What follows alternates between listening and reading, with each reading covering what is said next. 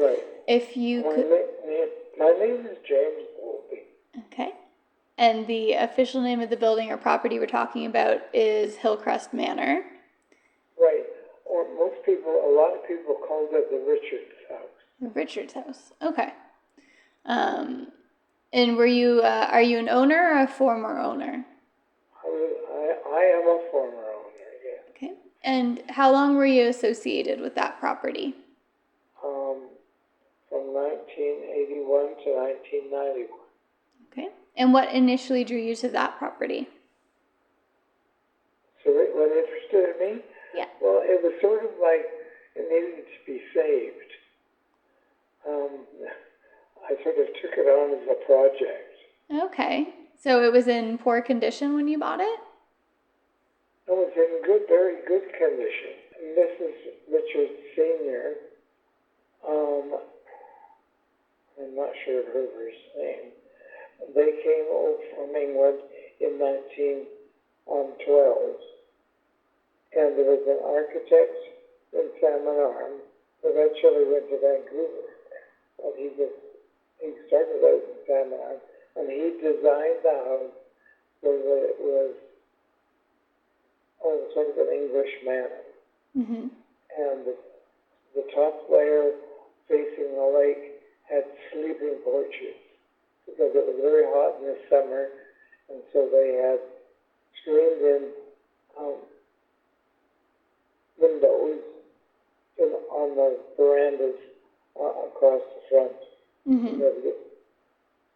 So anyway, while we were here in Canada, the First World War broke out, and young Dick Richards decided that he would go to England and volunteer. So his mother went with him back to England, and she left the house in the care of her housekeeper. His name was Miss White. And Miss White apparently was really not very used to being in Canada.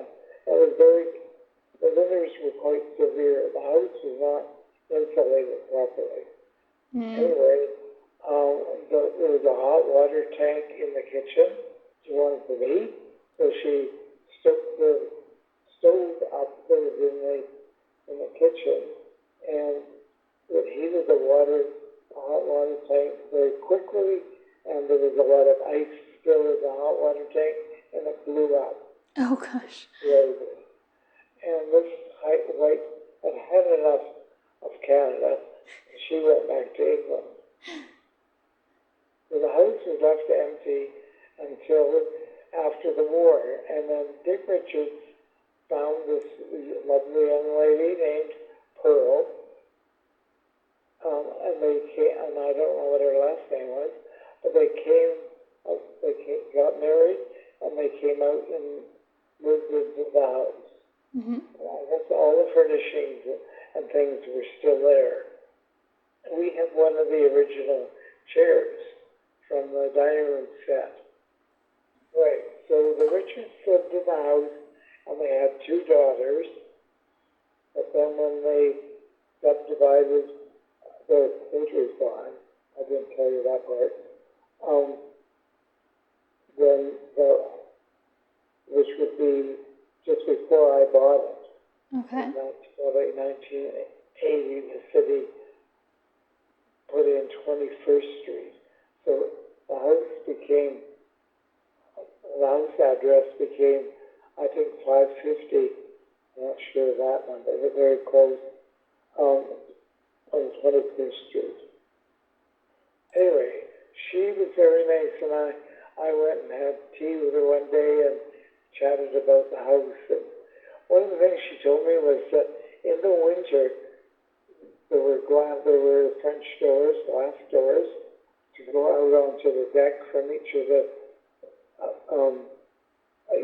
rooms in the house.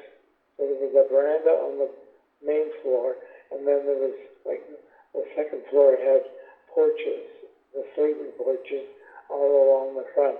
And each of those rooms, all 6 of them, had French doors But in the winter, it was so cold that there was ice on the French door on the inside. It actually froze on the inside. That's how cold it was. Yeah. And then, but there was an interesting feature to that house.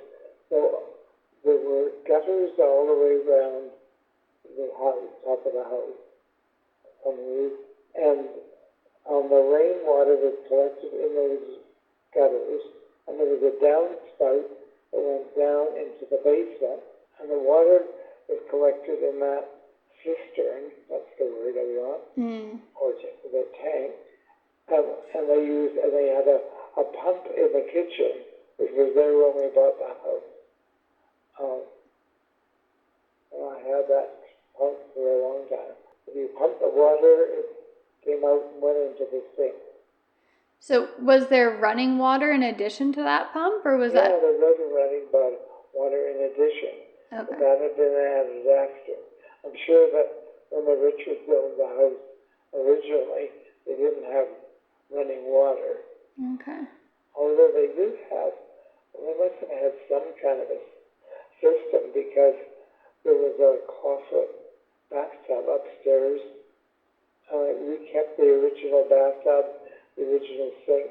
I actually got the feet of the bathtub had claw feet.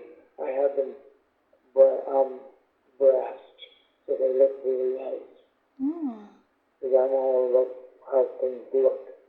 Anyway, so they had running water in the bathtub and the sink upstairs. It was for sale for $50,000, which was 1981, right? 1980. Yeah. And and it had 3 bedrooms and a bathroom and a really nice living room, dining room. And we actually expanded the central room upstairs, which had a fireplace in it. And we extended it out into the porch. And we did that with the bedroom, one of the bedrooms upstairs, so that they were much bigger rooms. Because the bedroom upstairs was quite small. Yeah, we sort of just took the French doors out and included the balcony as part of the interior part of the house. Okay. What other changes did you guys make? Well, all the walls in the house were painted with calcimine paint. So do you know what that is? No.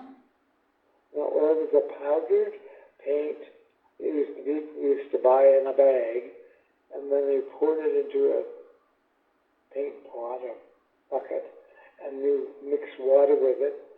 You painted it on the walls of the house, right? Okay. The interior walls. And it was a very unusual kind of paint, because if you took one of our oil-based or this normal paint that is on the market now, and painted on top of the calcimine, it bubbled. It sort of Okay. activated because it was just water-based. So I scrubbed all the walls in the house pretty well so that we could paint them. I didn't want to change anything very much, but I did spend hours scrubbing this calcimine paint off, and then I painted them. We had the plumber come in and make sure that all the plumbing was right. So you had to update the plumbing, the electrical, do a bunch of work to remove the old paint, and and then eventually what happened was that a lot of the house was like a dark brown shingle. Like I got a crew of people and took all the shingles off the house, and then I had it stuccoed because I wanted to get it warmer than it was. Well, the Richards had insulation blown in, so there was insulation blown in, but the house was only 2x4 construction. Okay. So we were only getting You know, now houses are 2x6 on the outside walls so that you can have more insulation. So anyway, they had blown in insulation, and there was a lot of insulation in the attic. But I thought, well, if we stuccoed it, it would sort of be better insulation. Okay. I'm just rationalizing the fact that we didn't. I didn't think of actually re-shingling it. Mm-hmm. Because that would have been a lot of work. So I just had a company come in and they stuccoed it. And actually I had chosen a light pink stucco. And then the people that bought it after me had it painted yellow. Okay. They painted the stucco.